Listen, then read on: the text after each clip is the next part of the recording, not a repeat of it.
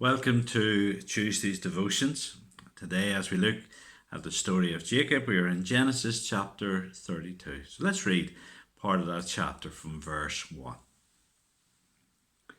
Jacob went on his way, and the angels of God met him. When Jacob saw them, he said, "This is God's camp." So he called the name of that place Mahanaim. And Jacob sent messengers before him to Esau his brother in the land of Seir, the country of Edom, instructing him, "Thus you shall say to my lord Esau, Thus says your servant Jacob, I have sojourned with Laban and stayed unto now. I have oxen, donkeys, flocks, male servants and female servants. I have sent them to my lord, in order that I may find favour in your sight." And the messengers returned to Jacob, saying, "We came to your brother Esau, and he is coming to meet you, and there are 400 men with him." And Jacob was greatly afraid and distressed. He divided the people who were with him, and the flocks and herds and camels, into two camps, thinking, if Esau comes to the one camp and attacks it, then the camp that is left will escape. And Jacob said, "O God of my father Abraham, and God of my father Isaac, O God, who said to me, Return to your country and to your kindred, that I may do you good. I am not worthy of the least of all the deeds of steadfast love and all the faithfulness that you have shown to your servant. For with only my staff I crossed this Jordan, and now I have become two camps. Please deliver me from the hand of my brother, from the hand of Esau. For I fear him, that he may come and attack me, the mothers with the children. But you said, I will surely do you good, and make your offspring as the sand of the sea, which cannot be numbered for the multitude." Amen. Jacob now faces up to the great challenge of meeting his brother Esau, who he hasn't seen for 20 years. But Esau, when Jacob left, was threatening to kill Jacob for stealing his birthright and his blessing as the firstborn. And as he goes to meet with Esau, he has an encounter, we see in these first couple of verses, with God's angels. He calls the place Mahanaim, which means two camps. And it just reminds us that Jacob had his camp, but the Lord had his camp of his angels around him as well. There's a world which we don't see.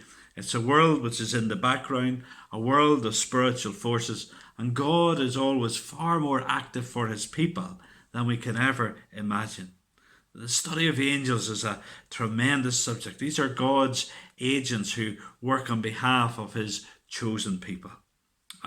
Tremendous knowledge that. We think of the story of Elisha, and when he was under threat and his servant was so frightened, he prayed, "Lord, open my servant's eyes so that he could see the great host of the angelic army that was around."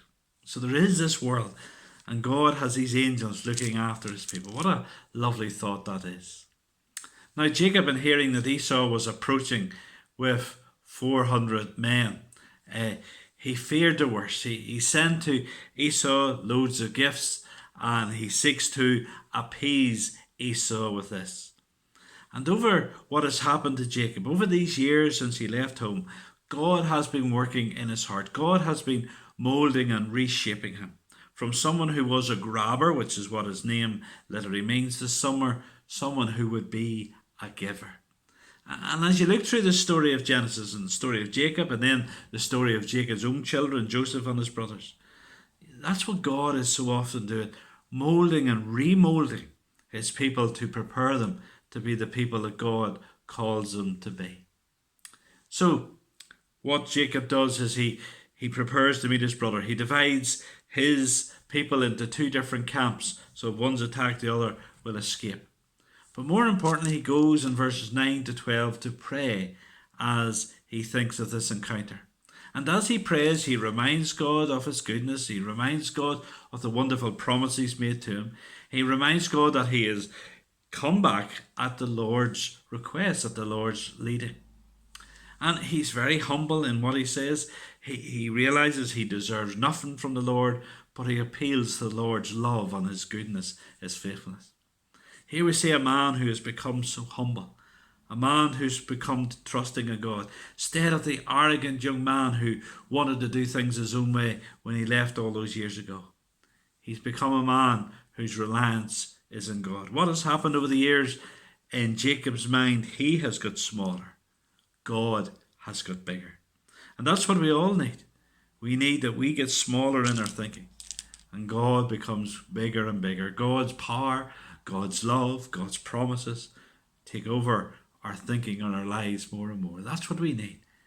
That's what we need, to reach out to this God and to know that grace of his goodness in our lives.